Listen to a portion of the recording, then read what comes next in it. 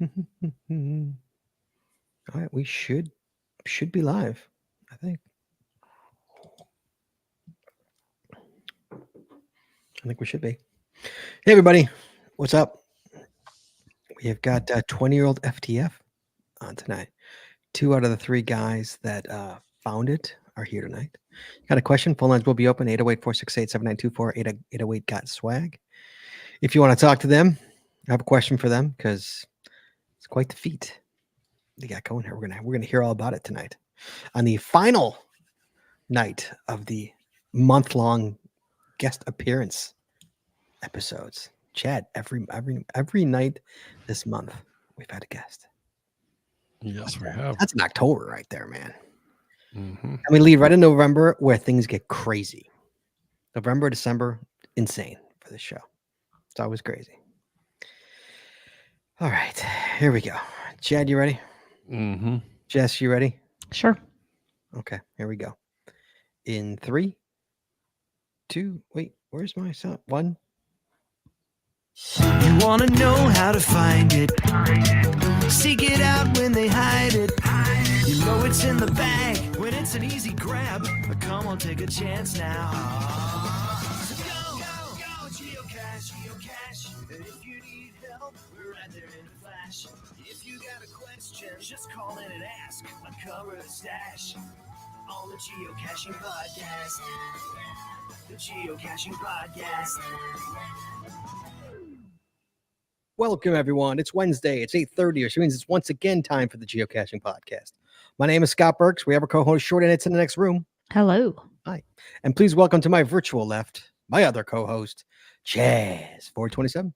Howdy, y'all. Have you ever found an old FTF? Well, probably not one as old as tonight's guest. Not even close. No.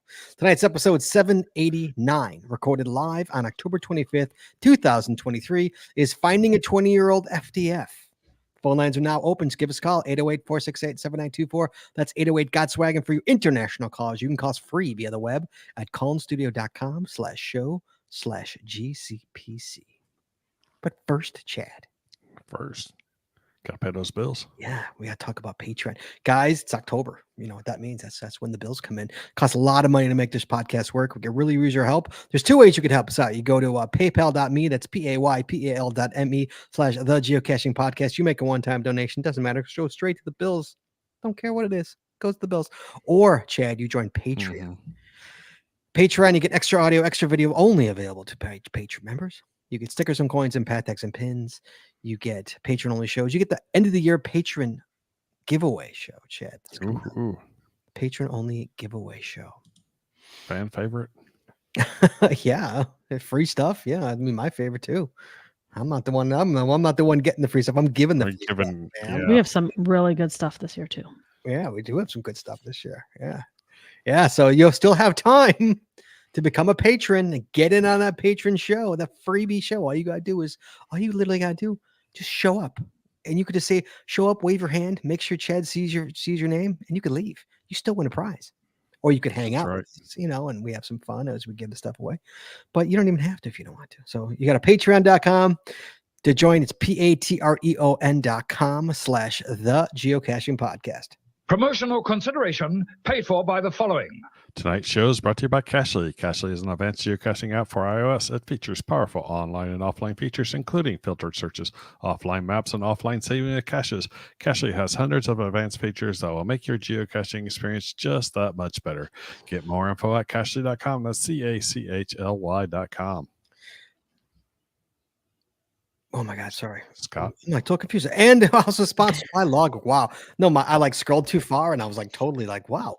Logwork are the creators of the fantastic logbook made with genuine Right in the Rain paper. This logbook designed for the micro containers of the present and future, geared towards the hider who'd rather go cache than do cache maintenance. Find them at logwork.com, LOGWERK.com. It's also brought to you by FTF Geocacher magazine.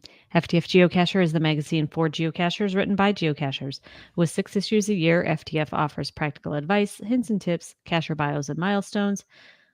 Oh, I scrolled. Geocaching events. It's going to be that kind of night. Trail tales and all things geo-related. Find them at ftfgeocacher.com. And by the Max Ed's Body Company. Max Ed's Body Company makes handmade bath and body products from all natural oils and butters. Items such as Poison Be Gone soap, itch spray, and 2-cent choices of bug spray are all great for outdoor enthusiasts like geocachers. At Max Ed's Body, we have you covered from head to toe. Find them at maxedsbody.com. That's MACSUDSBODY.com. And by Practical Geocaching. Practical Geocaching sells utility items for geocaching. Our items are made in the USA, and we always provide free shipping. Find them at practicalgeocaching.com. That's PRACTICAL, geocaching.com. And by Arted Crafted. Arted Crafted creates unique geocaching themed tees and custom designs for you or your geocaching group. With adult sizes ranging from small to 5XL, if you have an idea for a shirt design and cannot find it, then you've gone to the right place. Give them the opportunity to show you how they can enhance your caching experience with your own custom design. Visit them at artedcrafted.com. That's ARTEDCRAFTED.com. And by pattags.com for all your swag and pat tag needs. Visit our website to get creative help, to trade or log tags, or to purchase your own personalized pat tags. With over 49,000 tags to collect, pattags.com is everything you need to start your pat tag obsession. Visit them at pattags.com. That's PATHTAGS.com. And by Geocaching Adventures LLC. Geocaching Adventures is a full-service travel agency specializing in creating the ultimate worldwide geocaching adventures for cachers and non-cachers alike. What could be better than having your geocaching bucket list vacation all planned and led by a traveling expert? Learn more by visiting us at geocachingadventuresllc.com. That's geocachingadventuresllc.com. And finally, by GeoGo. Go caching with GeoGo, the geocaching app for Android that includes a Where I Go player, trackable scanner, companion watch app, and County Finds database. If you're an advanced geocacher, GeoGo helps with powerful features like nearby cache notifications, optimized routes, offline mode, bulk TB logging, and much more. Learn more by visiting them at geogo.com. That's GEOOH-GO.com.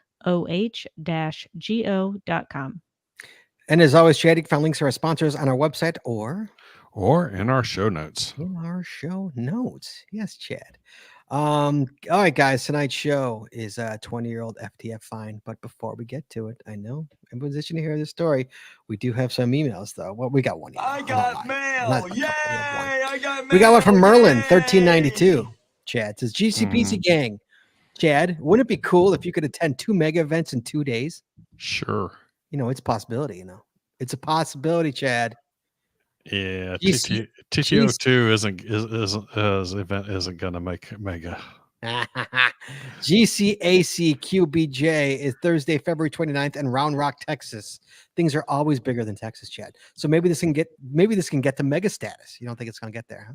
Nah, it's got 75 Willetons. It's not 75. and it's on a Thursday. That's kind of rough. Then GCA7 PZP happens 2 days later in Alberta, Alabama. This already has been a mega for a couple of years. It could be another great year for megas in 2024, Chad. Mm-hmm. So you don't think 75? Yeah, that's probably not going to get there. Yeah, that's going to be a real hard push to get that on a Thursday. It's a hard push. Oh, yeah, that's a hard push. I agree with you. All right. So, Chad, we're going to bring in our 2 guys here. Let me unmute you. We have got Mike Langley and Nathan here tonight. Let's start with Mike. Mike, what's your name? What's your cache name? Mike Langley, and the caching name is Langley. I wasn't too creative there.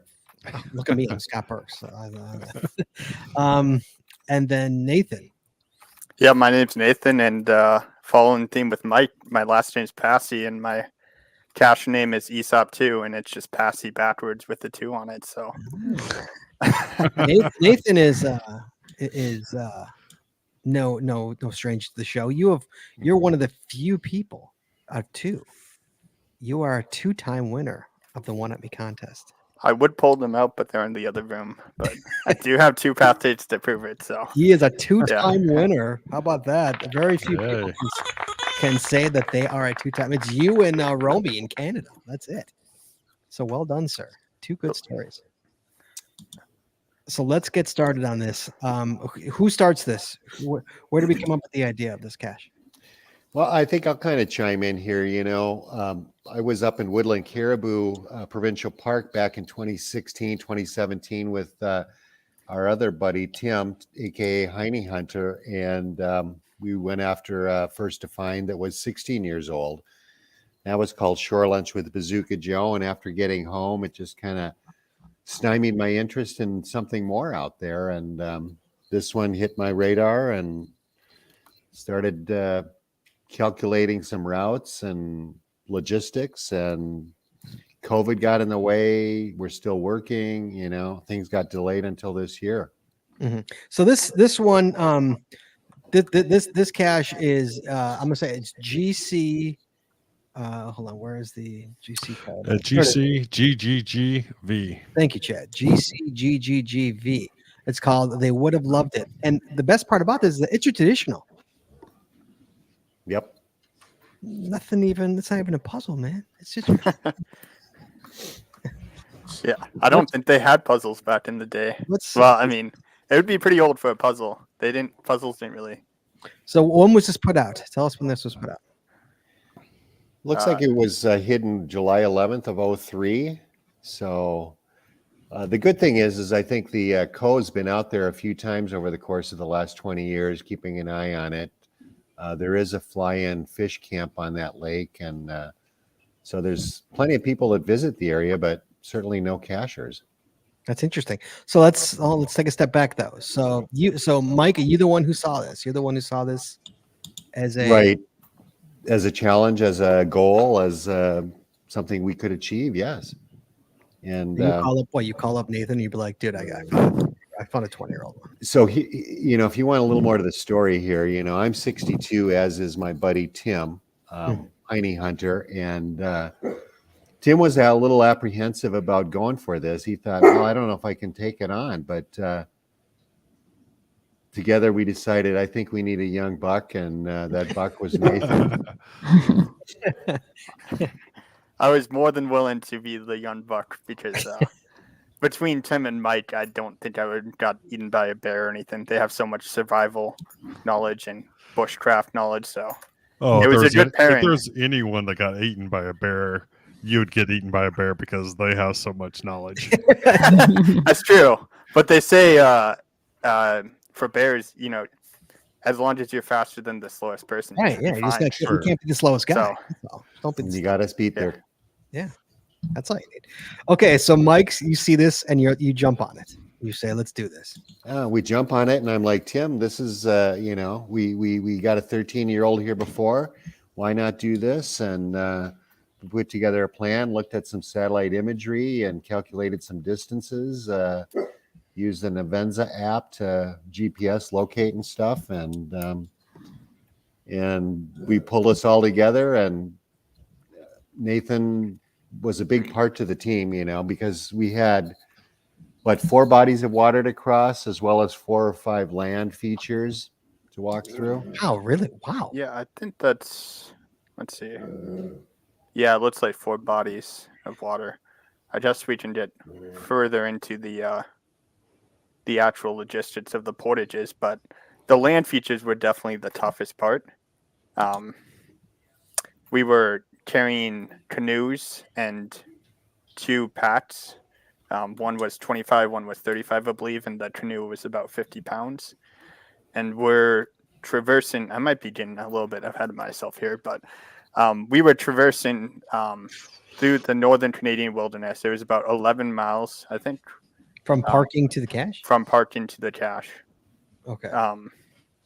I go into a lot of detail in my log about this, but yeah, so the first part, we had kind of identified a parking area on satellite imagery. And it was funny because we get there and there's no road, really. There's no road? Well, there's no road in the sense where there's no trees in the road. There was a road there maybe 20 years ago, and we had scouted out a place that we thought we could park down this old logging track is what I'm pretty sure it was. And we got, we were probably 3 miles away from where we wanted to park originally. 3 miles. Oh, I'm assuming the wrong way. Well, yeah. But so anyway, we did a bit of car bushwhacking to start with, though. Um, 4-foot high saplings on the road that Yeah. we just kind of ripped through. it was. I felt bad for my truck after that. I mean, I have a new truck, and I was like, "Oh, my paint job is never going to be the same."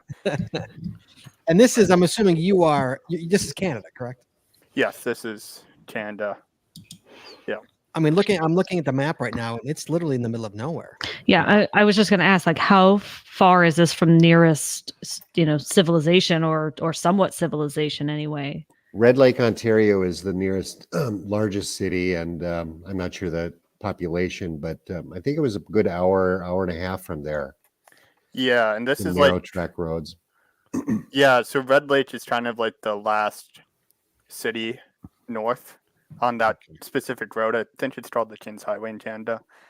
And from there, we were going on this rough kind of gravel / pavement at some portion road about an hour and a half north into this old, this provincial forest area where they just log bunch of trees.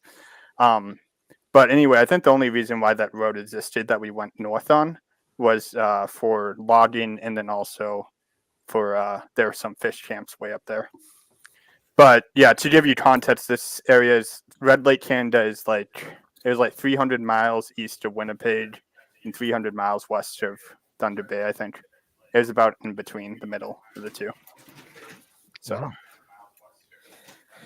Wow. Okay, so you park. Okay, you find parking, and now you are 11 miles to the cache on foot, carrying a canoe yep. with backpacks on.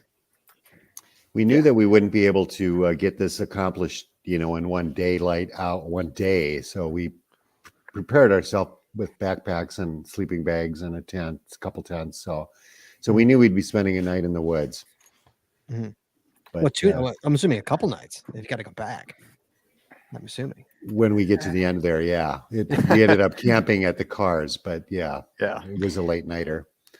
So once we traveled down that old logging road, we came upon a creek, and there were a few large boulders there kind of blocking, so that no one doesn't go into the creek. But that's where we ended up parking. And then we had another couple miles down this old logging road to get into the woods and get off to our first body of water.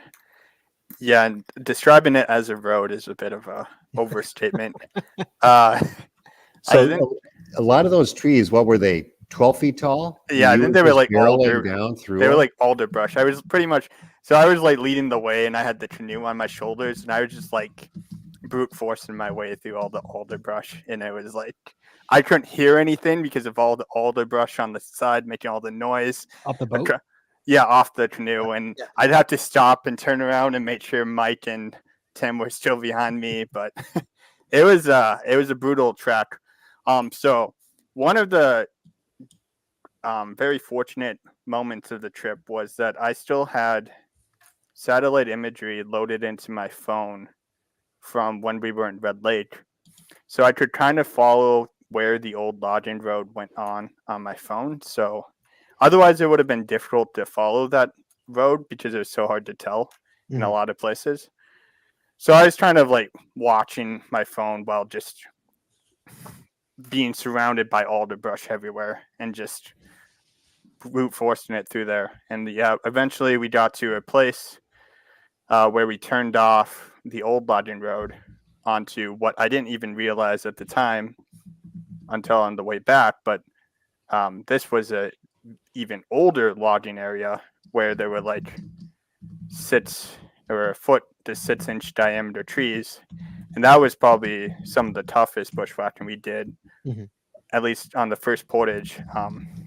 In that area, we could no longer carry the canoe in the conventional method, which would be portage in a canoe. You usually have one person hold it on your shoulders, and then they just hold it on their shoulders while the canoe is above them, and it just kind of balances out.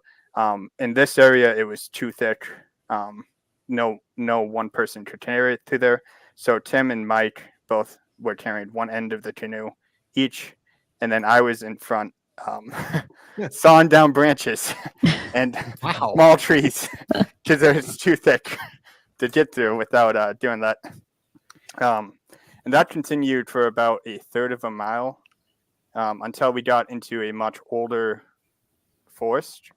And it was like a boggy but high bog, so you didn't stink in too much. These were tall black spruces, and that would probably took us 30 minutes to traverse to our first lake, which was Redate Lake. But how long do you think that took us in total to just get to that first lake, Mike? That was probably 3 or 4 hours. I don't know. Yeah. I mean, 3 or 4 hours of we hiking. got on the road at 12:20, and we camped that night at about 6:20. So Yeah. well, before we get too far ahead on the story, though, I'd like to mention that while we're going through this alder brush, I'm not sure what made Nathan stop and think about his keys, but at that time he realized his keys were not on his carabiner, on his Oh my gosh. belt Oh loop. my God! You said, wait. I'm assuming Nathan drove. Well, he drove his vehicle and I drove mine. So You So had them? their carabiner came off of my belt loop. How does a carabiner come off of a belt loop? There was so much alder brush that it Wow. was just pushed it off. And you found it? Yeah, by the grace of God, we found it. crazy. Wow. Find it. Well, what's the classic kind of like man thing to do where you like phone, wallet, keys, you just pat down your pockets. Yeah. Mhm. I am super like meticulous about that. And then at one point I was like, phone, wallet, keys, where are my keys? So I stopped immediately and retraced my footsteps. And luckily I stopped like within 3 feet of where Wow. I was like only like 3 Oh. feet away Wow. when I realized it. Wow. But I remember looking up, I was like, Mike, I said Yeah. some choice words. And Mike was like, Nathan. He was very disappointed. But Wow, Nathan. For the It record, was- Nathan, this is why you put your keys is in a zip pocket in your backpack. that's what we did after. Yeah. Lesson We learned. always do that. That's like Yeah. a standard. Yeah. Yes. Always. Well done, sir. Well, at least if it could have been way worse. That would have been a really Yeah. crappy beginning to the trip. Well, I had another set of keys, but that was Oh, well, that's good. At least you had another set. 9 hours. No, not on me. Oh, 9 hours. 9 hours. away. Oh, Yeah, 9 hours. gosh. Yeah. And not to mention, we're in the middle of the Canadian wilderness. Mhm. So before we get much further into this, what direction you're coming from the north, correct? Which way you coming to get to the cache? You're coming from the south, coming from the north? We're coming from the east. Coming from the east. Oh my Yeah. So I suppose if people want to look at the satellite imagery of the area, you can find a somewhat not decent, but a logging road to the east that's actually maintained. And that was where we parked. And so we were headed kind of straight west from there. Mhm. But I suppose right now I can just kind of name the lakes that we did in order if people want to kind of figure that out. But we went from Redate Lake to Odin Lake to a small pond to Munro Lake. And so you can kind of figure out our approximate route from that way. Wow. But And did you have some kind of satellite system for emergency, like Spot or something like that? Did you guys have anything like that on you? I have a Garmin InReach. We use that. So I was tracking our route and sending it back home to let my wife and all our friends know we were still moving. Oh, that's good. Okay, good, smart. So you are trekking through these woods. I'm assuming, I can only imagine. Have you before we continue? Have you talked to the owner of this cache? I have not. Never. So you don't know what this area was like 20 years ago. You have no idea. The owner of this cache did not place it like how we accessed it. So about this cache is placed on Munro Lake, and this part of Canada is well known for fishing. Mhm. And so there's numerous lodges placed on these remote lakes in Canada Mhm. where basically they fly you in by float plane and you spend a week fishing there. You're the only ones on the lake. You're the only ones for tens of miles, 20 miles, for long ways. Then they fly you out. And so it seems like to me that this cache was placed, that this is like an annual trip for the CO, that they Mm. go to this fly and fishing lodge every other year, anything, because they have maintained it quite a few times over the years. So why didn't you guys fly in? I was gonna say, Mike, I know you looked into it. You're 62 years old. I'd look into it. like how much does it cost to fly something there? I have no idea, but that's no fun, guys. That is no fun. I did look into how much it costs to fly. Okay, tell us, Nathan. It's $1,500 a person, and you have to 1,500 spend a week out there. So, because they only fly in once a week. You know, they fly in. The new people, take out the old people. You know, so you want this cash? You could put more caches out there. Yeah. Yeah. Oh, Well, you could be super cruel and put another one out there. well, there is another one out there. Oh, really? It's just not as old. We also had first refund on that one, but Nice. Okay. All right. So we get to Yeah. the first lake. Day one, we get to the first lake. Okay.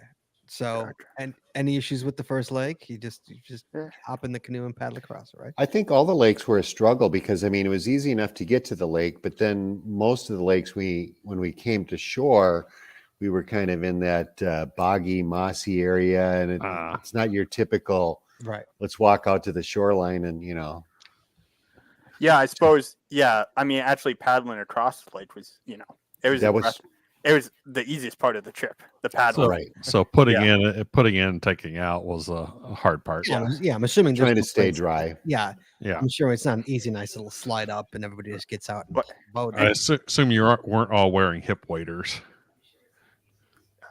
No, we did have rubber boots, and I debated hip waders, but thankfully we didn't need them. Yeah. Okay. Yeah, I suppose like this landscape of the world too is a little bit different. Like the lakes are all rocky. There's like no shore really on any of them. It's not like your average like Iowa lake or like Florida lake where they're all muddy. You can just pull up right to shore. Right. You do Yeah. If you do that on these lakes, you're just going to destroy the canoe. So That's just wrong. yeah. See, so you also have to find a place to actually hit land. You get, Yeah. Yeah. Okay. There's no beach, for lack of a better term. Right. No. Right. Right. Oh my goodness. All right. So you get past the first lake, then you're hiking more, or just when you camped. Did you camp now, or you still hiking? Well, so this was actually the next easiest, or this was like the easiest portion of the trip, because so it turns out that the Flying Fishing Lodge, this is not the lake where the cache is sitting on, but this is adjacent lake. They actually have a portage that they've made for whoever Fine. flies in to fish on that lake. You know, they have the whole lake to themselves. They have a boat there for the people to get around on the lake. Mhm. So they made a portage to this other lake, and they have just a boat sitting at the end of the portage. I don't think the owners of the Flying Fishing Lodge ever imagined that anybody not using the Flying Fishing Lodge would ever use their portage. But because there was a portage, it meant that there's actually a trail to get through the section, which was so much easier. Sure. Oh. Sure. Yeah. I think that was a good quarter mile. Yeah. that Yeah. portage. It was pretty boggy there too, but it wasn't too bad. And so this far, how far into the trip are you? How many miles? I don't really know. It's hard to keep track 3 of or mileage. 4. Once we got Yeah. up to that first boat docked at that at that lake, we decided to have lunch there. So we kind of regrouped and then we continued on down the portage to the end of that and back on lake number 2 at that point. Yep. It's kind of funny though that there's just a motorboat sitting out there in the middle of the wilderness. That And a question from the chat room: did you guys do any fishing? No fishing on this trip. Just Oh, no. we didn't want to deal with extra stuff to carry along. No fishing. Sorry, guys. No fishing. All right, continue on. Sorry. Yeah, go ahead, Nathan. Once Sure. I think we didn't have any struggles on any of the lakes. Okay. Yeah. It was all smooth, no wind, nothing Yeah. to deal with there. Yeah, this was the next lake was Odin Lake. This was like I think the biggest lake. It was maybe 4 miles across. No, that's probably a bit too much. But yeah, it was pretty big lake. But this lake, when we got most of the way across, we actually saw some people out on boats.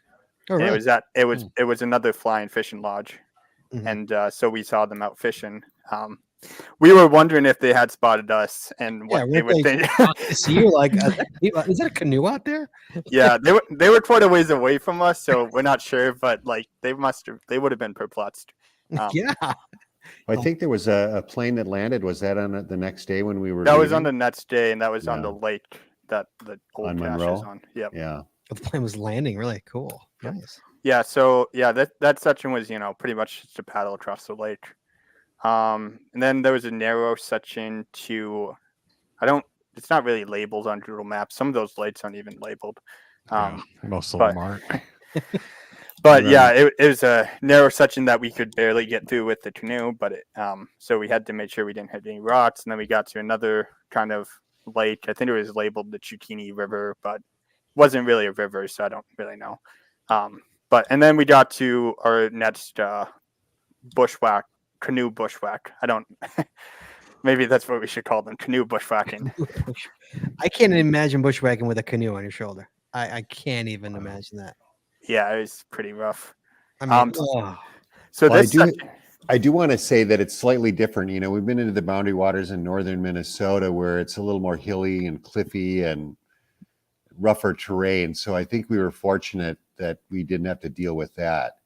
that's right? true. Yeah. it was just thick. It wasn't really, wasn't harsh. Fairly level. There was some ups Well, and downs, but I nothing suppose, horrible. yeah, the second day we kind of found some hilly terrain, but yeah, so like this portage was like pretty much straightforward. It's like 1/10 of a mile. And actually, Tim, our third member of the trip, he actually found a propane tank in the middle of the woods out here. And we were wondering how the heck that got out there. Did it look new? Was it? How long had No. it been there for? A It long was time? old. It was old. So There's a story with that thing. That's got a story. yeah, but yeah, I mean, yeah, but we were happy that it was a short portage that time, because yeah, so that was onto the small pond, and this pond isn't labeled. It was probably half a mile across, and then from this, it's starting to kind of get not dark at this point, but it's it's probably like 5 p.m. at this point. And we landed on the north shore of this lake, and we were trying to find a good way, to get to our final lake. And we knew that this was going to be the second longest bushwhack we had to do. Mhm. But there wasn't even, remnants of a logging road on this bushwhack. So God. we landed, and so this area, we could tell on the satellite imagery that it had been burnt by a forest fire. Maybe, I don't know how many years ago, but you can always tell because there's no greenery and it's all barren. So we landed. It's a really boggy shore, so we didn't land like at the closest point to get to the next lake, but we were a bit ways off. But I go out. I think I got out and I scouted out the route for a little bit, and so I pushed through the alder brush that was right against the shore, and I got into the burnt area. And I was like, "Hey, it looks okay," So we get all the gear out and we start portaging, and it quickly turns into not very good.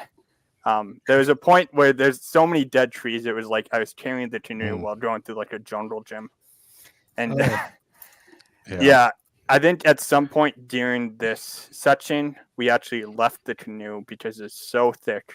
And we decided to just bring our packs to a ridgeline that we could kind of see up ahead and set up camp. And then all three of us went back. And this is the section where we were really sawing down trees. You were sawing down trees? Yeah, they were like small trees, like They were burnt and dead, and standing. yeah, or like they were small black spruces that grow in pods. But yeah, we were just kind of shoving the canoe through. And I think in my log I mentioned like this. It was like only like 0.15 miles that we had, but it took us like 2 hours or 2.5 hours to get. Oh my through. gosh. It was so bad. Wow. It was like the worst section of the trip in my eye.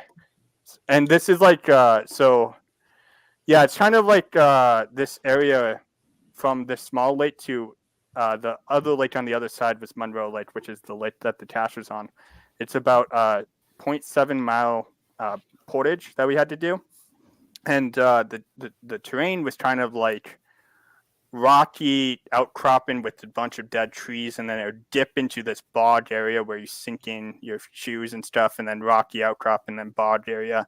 We discovered the bog area was definitely the worst because there's just so many. A, you don't have solid footing at all, and then B, you're just dealing with all these trees everywhere, and it's just a mess. So this is where you set up camp the first night, correct? Yep. Right So away? once we got that canoe through that super rough area, we Right. were like we're pooped. So we set up camp. Mike, how exhausted were you by that point? And I'm an older guy, but I don't think it was all that bad. We were tired. We were, carrying that boat through the brush like that is challenging and tough. And we had the heavy packs but yeah, we found a decent area that hadn't been burned too bad. We pushed away some logs and found some flat areas to set up our tent, and a little bit of mist and rain coming at this point. So That was my next question was, what was the weather? How was the yeah. altitude? Like, had it been raining that day at all, or did you have pleasant I think that was the only rain we encountered, kind of was setting up camp or right about that time, maybe. Yeah, it was kind of like damp the entire time we were out there, Yeah. but not like raining. Mhm. But Had it rained think- recently? Did it look like it had rained recently? I don't think so. I think we had temps in the upper 50s. So, I mean, it was perfect weather. You don't want to be hot and all that, but Right, Perfect you're putting out enough body heat to keep Yeah. yourself nice and warm while you're walking sure. and trying to get through there and stuff. Yeah. The, Well, go ahead. The chat room wants to know what kind of canoe was it? Metal, fiberglass, wooden? What kind of canoe was it? I have a fiberglass Saurus River. That's out of Canada at a token or something.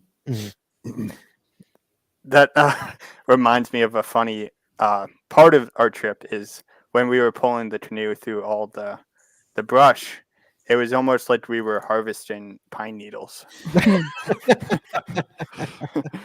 I've heard of people harvesting wild rice in that method, but I don't think anybody ever imagined harvesting pine needles by pulling it through the not brush. intentionally. No. Yeah. So I'm sure everybody fell right asleep. I'm sure I didn't have much difficulty getting sleep that night. And you wake up. Well, I think Nathan, before everyone wakes up, woke up. He Yes. thought he heard a bear. I was a little Bear. bit paranoid. I definitely did not hear a bear, but I think Mike snoring is a bit bearish. I could hear him clear as day from a tent. I was like in like the semi-awake state, where I'm like kind of conscious and not. Yeah. I psyched myself out. The wind was blowing on the tent. I was like, is there a bear pawing at me? And so I played it safe. I played some music from my phone to scare it away. And then Mike and Tim were like, hey, what do you say, Mike? I forgot what you said. But There is no. Yeah, we didn't see any bears on the trip. we were talking about the bears the night before, though, too. And You got Mike it in was your like, head. yeah, well, on a prior trip, though, I actually slept with beef jerky as a pillow. So I was like, maybe I shouldn't do that. No. Maybe that's not the smartest idea. But Okay, so we wake up for day 2. And how far are we from it? Do we have any idea how far are we? Halfway there? so I believe, I mentioned earlier that this was a 0.7 mile portage. And we had started the portage the day prior at about 5 p.m. And we had only made it 0.2 miles before setting up camp because it was so thick. So we had another 0.5 miles to go until we hit Monroe Lake. So yeah, this was I had woken up before everybody, so I started a section kind of through the bog, and we made it to this. This was probably one of the easier areas, but it was this big rocky kind of ridge line where everything had been burnt, but it was all solid rock. But it was kind of like it wasn't a cliff, but it was like steep going up. So I'm carrying the canoe, and at one point it was so steep that the front of the canoe and the back of the canoe were both touching rock at the same time. At which point I realized that I can't carry it just by myself through the suction. But so we kind of meandered through that way, and then if I recall, we kind of wandered to the north a bit than what we expected because it's just hard to keep a straight track through the forest there. But we eventually made it to the lake, and I think where we launched was super boggy, if I recall. We were sinking in right at the shore. So it is a challenging place to launch from, but we got it done. So then we were on Monroe Lake, our destination lake, where the cache is actually on. So Mike. Yeah, and that might have been about a mile paddle or our final stretch. It was longer than a mile. Okay. For sure. yeah, the cache was placed on the very southern kind of tip of the lake, and we were on the northeastern corner of the lake when we got onto it. So you're paddling up to the cache. Can you see the cache from the boat? No. What No. was okay? Going to this cache, or even the night before, or maybe even the day before, fears it's not there. Like you obviously have no clue if it's there or not. It's been there. I mean, I know the owner checked on it every couple of years. It looks like from the logs, but like, how weathered in is this thing going to be? How like, what It if looks somebody like they did maintenance about a year before. So Yeah. before? So So the I thing, think there was a fire that rolled through there maybe 3-4 years ago, and I think a year or so ago he was out, took out that old container and replaced it with a new, like a Pelican kind of case or something Mhm. from Cabela's. Mhm. Yeah. So I felt confident that we were going to find this. Mhm. Yeah. You figure it's just a matter of just getting there. That's the hardest part is getting. That's the challenge, just getting there. Yeah. Right. Yeah. Right. But you could just take a plane and actually, he even had there was owner maintenance 3 months before. Oh, really? was it 3 Yeah. months? Was he in there in June? Yeah. Yeah, so it looks like he replaced it a year before, but then 3 months before, June 21 of 2023, he checked on it. So he must go there probably once a year. Yeah, it sounds like Good. an annual trip for him. Yeah. Boys trip. All right, so you're paddling up to the cache. You get there. You get to the cache. I think when we landed, where were we? Maybe 100 feet away, Nathan. But right in front of us Pretty was much. this huge deadfall pile, so we had to kind of avert to the left and go up the rise. And once we got up to the top there, I kind of started filming everybody. And Nathan, at this point, didn't have the cords to the cache, so I could tell, was a little bit bummed when he was on the hill. He's like, I don't know where to go. I don't know where to go. Okay. It wasn't that I didn't have the cords. It was that we were so far away from civilization, my phone would not pick up GPS reception. Really? Wow. But I don't know exactly what was happening there, but it was showing that I was like 10 miles away, and I was like, I know I'm not here. Well, it will pick it up. It will just take a long time to do it because it's got to get the satellite. So Right. normally it uses a GPS to get the almanac of where the satellites are, and then it's able to pick it up pretty quickly. You can save that stuff off, by the way, for 2 months using what's the app? I don't know. I'll tell you the app here in a second, but yeah, you can save that off. And I use it when I go when I would travel internationally because I have all my data turned off. Sure. Yeah. Well, yeah. So I had the cache stored locally, I should say, but I think, yeah, as Chad was saying, we were so far away from anything there weren't very many satellites above us, so my phone was just taking a long time to actually get satellites, so it didn't know exactly where I was at the time. Right. But if I would have let it go for long enough, it would have caught on, I think. But anyway, might continue. That was a bit of a side.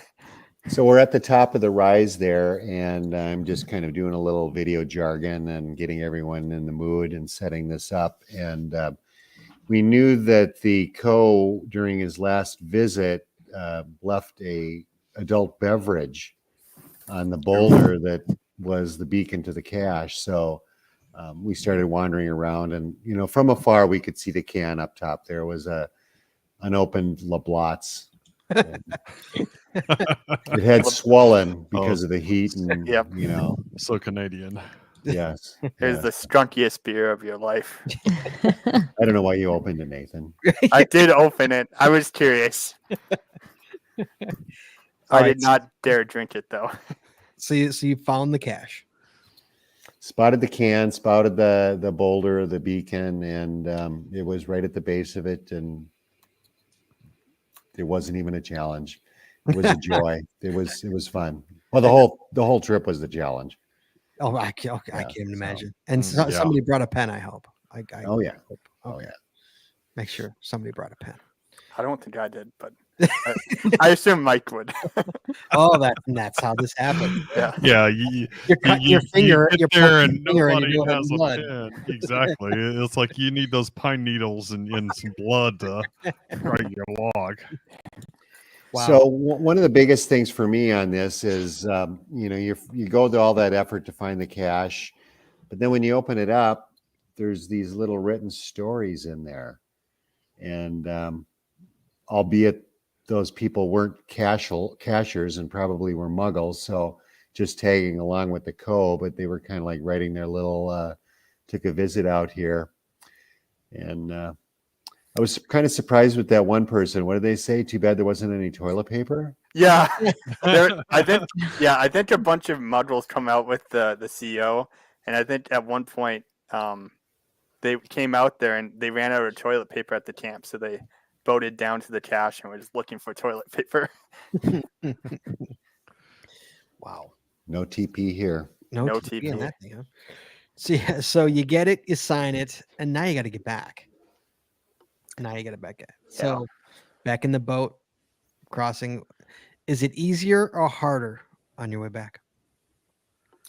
I think it must have been easier because I think we shaved a good 2 hours off our return trip. So, we departed that previous day at 12:19 out of the car. I think we set up camp about 6:19 or so. And I don't know if we were on the trail at 10 o'clock the following morning, but we got to the cache again. It was like 12:20, that magical time. Mm-hmm. I think that's when we logged in, and we get back to the car 7 hours later. Yeah, it was dark by the time we got back to the Oh car. yeah. But it we was can 9 o'clock. we're not quite to that point yet. No, we're not.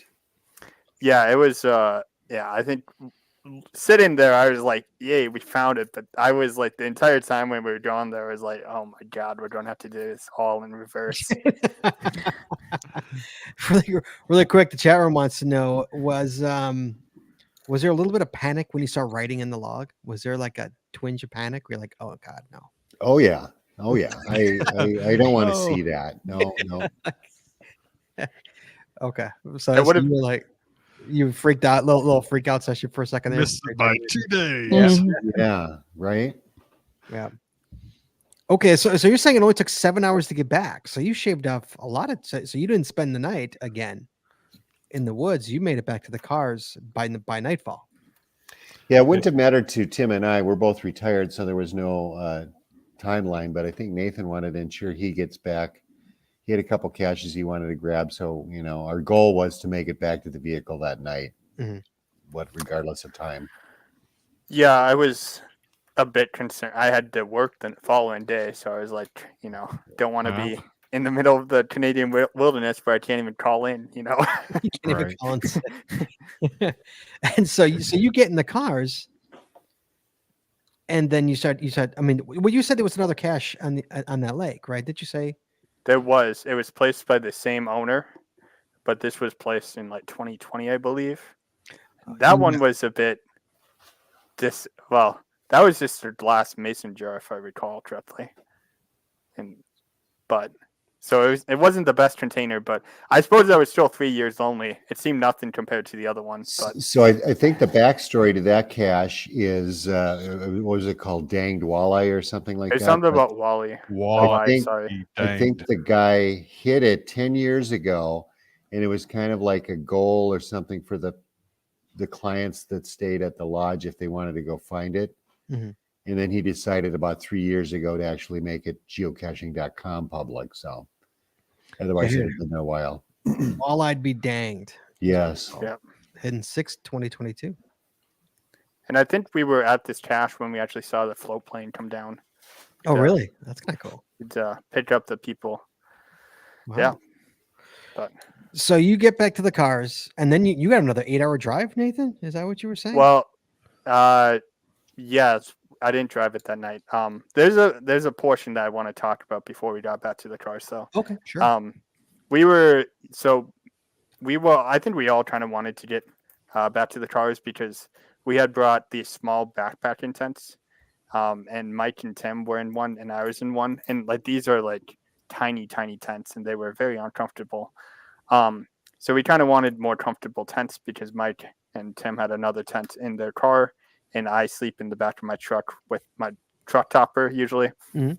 So we kind of pushed it really. And so we were actually in the dark doing that bushwhack. So I think we got to the final bushwhack before it turned dark, and that's like about 1.5 miles from the car. Hmm. And we were really And it's just pitch black. You're in the middle. it's pitch not black. it got pitch black eventually. And We we were used just headlamps. really just pushing it through that area. I think I was just like brute forcing my way through all those trees. That one section that I was talking about earlier with all the tight trees that we had to cut down, I was kind of just pulling the canoe from one end and forcing these trees to bend apart to make the canoe go through. And then we got to the old logging road, and that was an experience because I can't see anything. I have the canoe above me. I have all this alder brush around me. It's pitch black. I have a headlamp on, and all I see is just alder brush in front of me. And so I'd have to stop like every quarter mile to make sure that Mike and Tim were still following me. Because like He was fast. even if they were calling out, I wouldn't have been able to hear them because it was just all brush on both sides. But Wow. But I guess definitely wasn't just get in expecting the zone there, right? Just find that zone Yeah. and just plow. It's like- pretty much. So did you guys bring any special equipment like an iridium satellite messaging system or anything like that in case anything went wrong? Or Yeah, I used the Garmin InReach, so I was pinging InReach, yeah. every 5 or 10 minutes just to give everyone a route at home, and they could follow along. So I think that worked out pretty good. And then we had that, of course, if we needed any kind of SOS emergency signal. But yeah, it went pretty smooth. No one got hurt. No, a couple of us fell maybe a little bit here and there, kind of tangle feet. tripping. Yeah, triple and tripping. Sure. Yep. And what about food? I mean, how much food do you hump? You pack. I think we just had some freeze dried stuff. We left the stove behind, so I think everything was just kind of like pita and meat and cheese and stuff. Okay. It's better than the freeze dried stuff. Yeah. So you get to the car. Nathan. Yeah, we eventually made it there. It's pretty much pitch black, and I was just happy to make it to the car and not sleep, not sleep in that super uncomfortable tent with Oh, so you rocks. slept in the car. Do you sleep in the car that night? Is that what you did? Well, I said I slept in the back of my truck where I have a twin mattress in the back of Right. my truck and a Mhm. truck topper over it, and they set up a bigger tent because they were sleeping. So Tim and Mike were in a 2-person tent. You know how tent sizing works. Mhm. So, Yeah. Yeah. and so I think they were basically cuddling each other all night. We were spooning. Yeah. yeah, I can eat the big spoon or the little spoon for the record. yeah, I barely fit in a 1.5 man tent. So Right. Right. yeah, it's like I've done many a night in one of those with the 1-inch blow up mattress that is Yeah. not quite as wide as your body. So yeah, So you yeah, those are painful. so you guys sleep that night you sleep in the car, Nathan. Yeah, there was frost, I think, the next morning as well. I think I woke up and I got going before they did because I had to made some ground and I found another cache right the morning, but I won't talk about that one now. But that was like I think it was like 34 degrees Fahrenheit when I woke up. And this is mid-September, but we are so far north where it Yeah, just You're really really far north. cold in the morning. Mike, So- how was that morning? That's a cold morning. Yeah, that was a cold morning. We were in Woodland Caribou Provincial Park for about 8 days prior to this trip, and there was one night where it hit 30 on my thermometer. So, yeah, we did see Northern Lights on that trip, but we didn't see nice. anything on this little trip. Yeah, I wondered. I Yeah. mean, the sky up Mhm. there would like. Oh yeah. Was it See the cloudy Mil- at night, or see you the Milky Way, And yeah. Yeah, it was cloudy while we were on this trip here. Aw.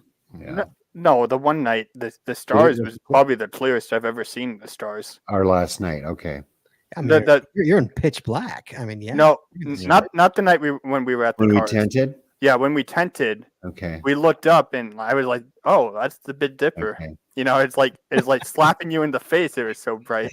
Mm-hmm. Yeah, it's pretty amazing, isn't it? Yeah, it's insane how clear the skies are with no air pollution or Yeah. Light pollution, yeah. light No, pollution as well. Yeah, Yeah. everything. Yes. Okay. So stat wise, 11 miles. You say you guys hiked? I'm think? not sure if it's 11 miles or not. I think I put that in my log. I'm not 100. I think that might be a little bit of an overestimate, but Okay, so it was like 9 to 11. No, so that's 8 to. 10 miles, not 9.5. Well, I don't know. I That's was one way. So then you got to Yeah. walk it back. Right. You're walking it back. So you're It walking. was up there for sure. That's a Yeah. lot of hiking, man. That's And that's bushwhacking. definitely- That's not even hiking. That's bushwhacking. Well, a lot of it was, paddling. When you're on the canoe, it's a lot easier. More than half of it was Yeah. on the water. Yeah. Oh, really? But even the short bushwhacks when you're carrying 50-pound canoe, 35-pound backpacks, and you don't have a trail. No trail. It's pure bushwhack. That stuff is exhausting. Oh yeah. It's like snow. It's the worst. you Well, know? I'm not sure. Mike, did you think we were going to make it? Our third member, Tim, he said he didn't think we were going to make it. And I was dubious during that Oh, you mean first like section. you have to give up? Like you Yeah, can't- if it was just too thick, it would have been Right. too exhaustion, Right. to even get through. But We were so close. I was going the whole way. yeah, We'll find an easier route. on the way back. Yeah. We're not going home. well, I think on that first section was the only time I was like, I'm not sure if we're going to make it through this entire way. But once you get past that first section, you got the sunk cost fallacy. You're like, I'm already this far, might as well push Right. through. But Right. So have you ever heard of anyone else even attempting this or even thinking about this?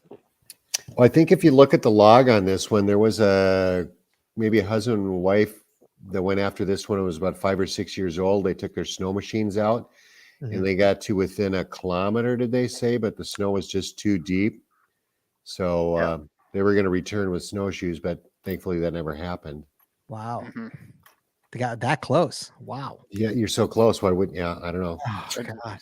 1.5 kilometers, they say, so about a mile. Yeah, Wow. Wow. And amazingly, Casher has never fished there in 20 years. Has never fished on that lake. Just can you imagine going on a fishing trip and looking and like, oh, there's a 20-year-old. There's an FTF right here. What a coincidence, all the more reason to go fishing there, right? right? Yeah. And Nathan, how hard did you push for that plane? Uh, Did you push it all? What do you? Oh, for the plane? No, it wasn't even a consideration. It wasn't even a consideration. I'm not paying. I'm not spending a week there. I'm not paying $1,500 and spending a week there. Yeah. Plus, but- you have a You're better fishing. story. You're you not a would- fisherman? No, not really. But this is so much of a better story. That's just a cop out, Cop out. Anybody could fly in. It's true. It would have been very easy if we flew in. Yeah. If you're rich, you could Right. easily get this one. If you have Yeah. rich and too much time, Yeah, Could've it's got amazing. it. It's amazing that no one's gotten it. It really Yeah. is. I'm surprised. I'm really surprised. I mean, how many 20-year-old FTFs are there left? Are there any left? Are there still FTFs out there? Yeah. So I think in my log I said this was the oldest unlocked, unfound geocache. So that's a big asterisk there, though. The unlocked portion. So this was the second oldest unfound geocache in the world. Really? The oldest was the one that's at the bottom of the ocean, Rainbow Oh. Vents or something like that. Right. So, yeah, that's what really I was like. Yeah, it'd be cool, but I'm not sure. I was a little dubious about if I wanted to go or not when Mike originally mentioned it to me. But then when I realized there's the second oldest unfound geocache in the world, I was like, I Yeah. got to do it. Yeah, unless you're Richard Branson, you're probably not going down for that oldest one. Yeah. You know? Wow. And Mike was keeping this on tight wraps the entire time. I managed to finagle my way into on the trip, but Mike was like, "This is a hush hush order." He didn't want anybody to learn about it, anybody to like try to, I don't know, beat us to it or like. Right. Yeah, one up you there.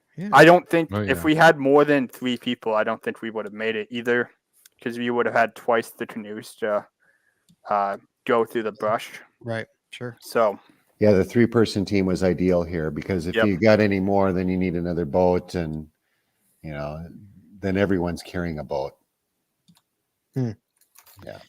And this, you said you haven't talked to the CO at all. Like he didn't reach out to any of you to congratulate you on. You know, 20 years? HQ contacted us and kidding. I think communicated with the co. And did they forward some email communication between him and us? I think. I didn't receive anything if they did. Hmm. Um, I think that was Emma or something from yeah, I HQ. know that they have plans on HQ for featuring this somewhere, but I don't think I should give that away because I don't think it's been done. Yeah, I don't think the CO is very active though. Hmm. I'm looking at his He's got profile. 27 finds. Yeah, Many? How many? Yeah, 27. Oh, jeez. so yeah, I guess maybe it just didn't occur to him, but or he doesn't use that email address anymore that the notifications Right, go to. yeah. It's 20 years old. Oh, Mike, for you, those MB geocachers who attempted via snowmobile have 3 hides in St. Teresa Point, Manitoba. Is that Manitoba? MB. I don't know what Mhm. MB is. Hidden in 2010, FTFs are still available. There you go, Mike. There we go. There's your Yeah. next adventure right there, kid. I think I looked at those. There's also a flying fishing lodge right to those. So, Mike, you seem like the kind of guy who likes to do this kind of stuff. Do you have another one planned? I know you're not going to tell us if you do because you don't want Yep, I do have my eye on another one. Really? It's not as old as this, but it'll still be just as fun. Yeah, yeah. Nice. Are you going to bring Nathan along, or is Nathan, are you retiring from this insanity, We're in the early preliminary stages. Yeah. insane life that Michael leads here? He is a crazy geocacher. Nathan, would you have ever attempted this? Even thought about it? If Mike didn't bring it up to you, Well, I didn't have the gear or the know-how. You need bodies, or you need people with gear. Mike is basically his own outfitters. I think Mike, you own like something like 20 tents or something like that. 2010. Slight exaggeration, but a Wow. few. Yeah. You should have seen the vehicle. It's like you asked earlier. It's like, why didn't you drive? Or you like implied that we drove up together, and I was like, no, Nathan drove up separately. Well, you should have seen the vehicle. There was no passenger room at all. Yeah, we had a full load. We, like I say, we spent 8 days in Woodland the prior week, so Wow. we were in the neighborhood. Yeah. I think at one point I said I'm not driving my truck further down this road because I didn't want to stretch it up even further. And Mike's like, well, there's no room to get in the car. So I hop on the bumper. I have my head in the canoe space, holding on to the front of the canoe while standing on the bumper while we're going down this Wow. horrible road. Okay, guys, for the official record, we have got 3 people found it, only 2 favorite points. Who didn't give it a Uh-oh. Who didn't give it a favorite point? That is crazy. That must Can have you- been Tim. I favorited it. Just saying. Couldn't even give it a favorite. This is why. Wait, we can tell you right now. No, It's you the it's Mike. favorite. Yeah. Mike. Mike. Did I Oh, miss Mike Mike. forgot the favorite. Mike. Oh man. That's Look why at the the fail. CO hasn't contacted you to That's right. congratulate So you. I He's got- mad at you. Yeah, I'd be pissed too. Yeah. What's up with that, dude? You can't even give it a favorite point? Okay, check that out. Yep, there Fixed. it is. Yeah, a live favorite point. That was Oh. crazy. I mean, I should have done that. Yeah, mister. You planned the whole thing out. You don't even give it a favorite point. Guys, that's pretty amazing. That's impressive. Definitely. 20 years old. Well done. What a story. Thank you. Awesome. Thank you. Thank you. Thank you. That is crazy. Mike, if you have any other crazy stuff like that, do not hesitate to contact me. You sound like you got some good stories, and I'd love to hear another one. So Sounds good. I'll definitely keep that in mind. Yeah. yes. Nathan, friend of the show already, 2-time winner.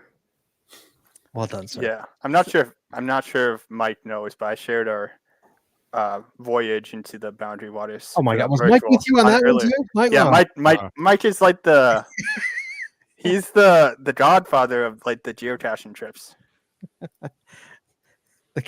Yeah, Nathan, you cannot use this one for the One Up Me contest. This is banned officially. Okay, that's fair. Nevertheless, it would take an hour for him to tell the story. So, we Yeah. can't, boys, thank you so much for joining us tonight. It was a pleasure to have you guys on the show. And Great. hear Yeah. you. Thanks, Scott. Thanks, Chaz. Thanks, Shorty Nets. And you guys stay right there, okay? Don't You bet. stay right there. Do not knock it off. Give 1 second. Chad, Mm-hmm. thus ends October, Yeah. which means next week's November, Chad. Cash or coffee. That means it's Cash or Coffee time, guys. Next week, it's already November. November Cash or Coffee next week, boys. Oh, Jesse's taking a picture of something. It's November Cash or Coffee. What are you taking a picture of, Jess? It's Jeep sleeping in weird positions because that's what she does, and that's what I do. Pictures of our dogs sleeping in weird Take positions. pictures of the dog sleeping in weird positions. All right, guys. So next week is Cash or Coffee. Thanks, Chad. Thanks, Jesse. Thanks, Mike. Thanks, Nathan. Thanks, everybody, for listening. Thanks for the chat. You guys are awesome. And let's close this show out. Hold on 1 second. Here we go. Please join us again every Wednesday night at 9:30 Eastern, 8:30 Central as we stream live on Facebook, Twitter, YouTube, and on our website, geocachingpodcast.com.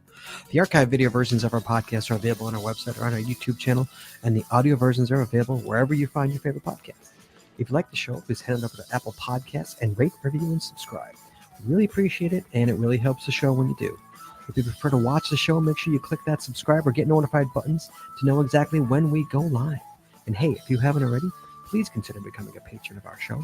With tiers starting as low as $5, you will get a ton of additional information, extra video, extra audio, only available to our patron members. Please head on over to patreon.com today and subscribe. That's patreon.com/The Geocaching Podcast. Thanks once again to our sponsors, Cachly, Logwork, FTF Geocacher Magazine, the Max Odds Body Company, Practical Geocaching, Ardent Crafted, PatTax.com, Geocaching Adventures LLC, and GeoGo. Please visit our sponsors, and when you make a purchase, you tell them the GCPC sent you. That's all we got this week, so we'll see you next week talking geocaching, taking your phone calls. In the meantime, be good, be safe, hug your loved ones, and we'll talk to you guys next week.